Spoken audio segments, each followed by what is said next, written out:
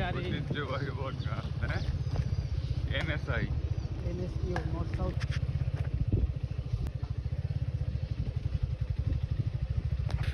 গাড়িকে আরো সামনে নিয়ে যাবো।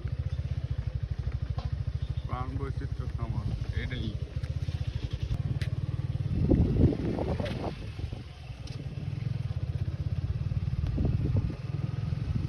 বাড়ি করা না এটা তো বাড়ি তাহলে তো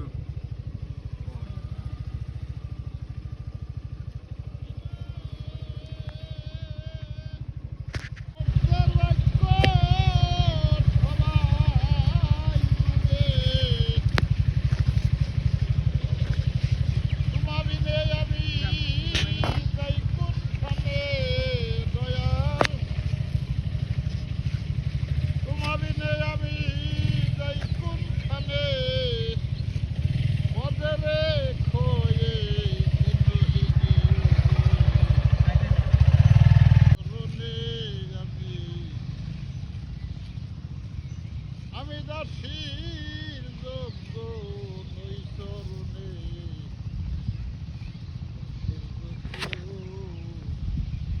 নই তরুণে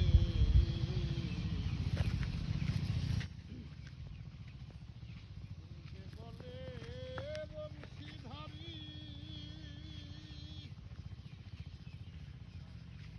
সব অর্গানিক ফুড পাওয়া যায় যাই কোনো রাসায়নিক সার নেই সব জৈব সার দিয়ে ফসলের ভিতরেই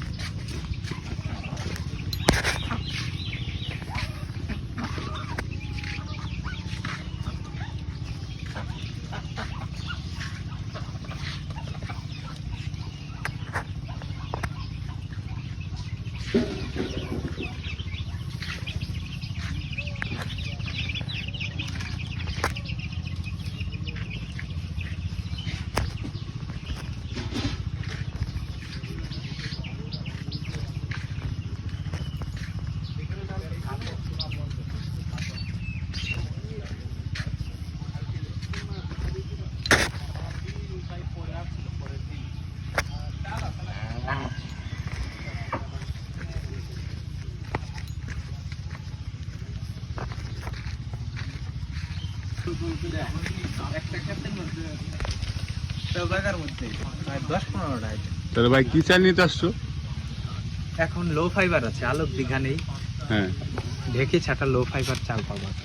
ও ঢেকে ছাটাটা নেই একটু, ঢেকে ছাটা লাগবে। লো ফাইবার আছে ঢেকে ছাটা দেখি। হ্যাঁ এগুলা কি বেনা না? হ্যাঁ হ্যাঁ এগুলো সহজ। এইগুলো মিষ্টি কুমড়া গাছ। আমি তো ভাবছিলাম আবার অন্য। হ্যাঁ হ্যাঁ তো এটা কি সিম গাছ?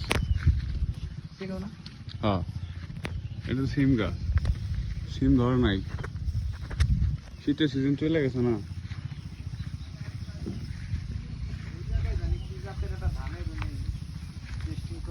এই যে উনি থাকলে বলতে পারতো। দেখছো না ভাই ডাটা গাছ, পুঁই শাক।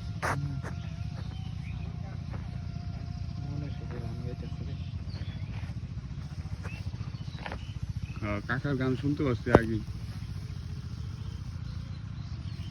এই ক্ষেত্রে ঢেঁড়স, পাট, পুঁই শাক, দাঁড়া শাক, বাংলাদেশে মরিচ, এটার মধ্যে আমি অনেকগুলো আইটেম আছে। এটা জানি কি গাছ ছিল ভাই, ওই যে রাজগোপালটার পিছনে ছিল, এটা কি গাছ জানি, ওই যে আমগুলোর মতো দেখছে জিনিসটা। হ্যাঁ হ্যাঁ হ্যাঁ এটা আমরা গোলাপ জাম খেতাম। ওই যে সবুজ সবুজ ধরছে ওই যে, হ্যাঁ সাদা হয়।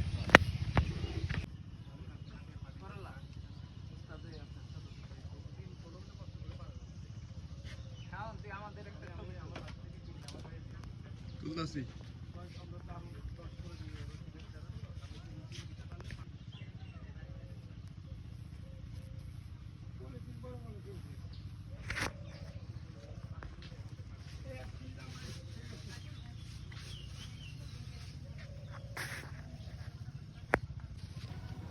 এই সেই চাল, যে চালটা নেওয়ার জন্য আমরা এখানে এসেছি। তো চালটার নাম হচ্ছে আলোকদিঘা ঢেকে ছাটা চাল। তো অবশেষে আমরা নিয়েই নিলাম।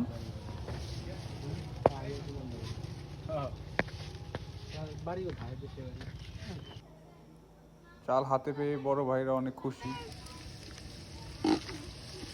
বনভোজনের রান্না শুরু করলাম। যেহেতু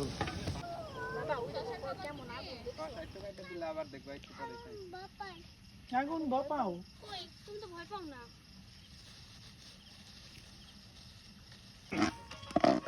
খালি দে দে কইছে বললাম দে পুরা না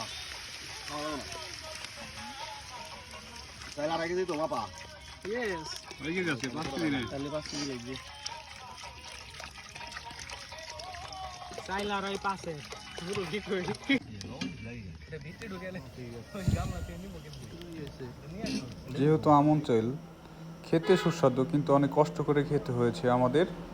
যাই হোক, ধন্যবাদ সবাইকে ব্লগটি দেখার জন্য। আশা করি সবাই অনেক ভালো থাকবে।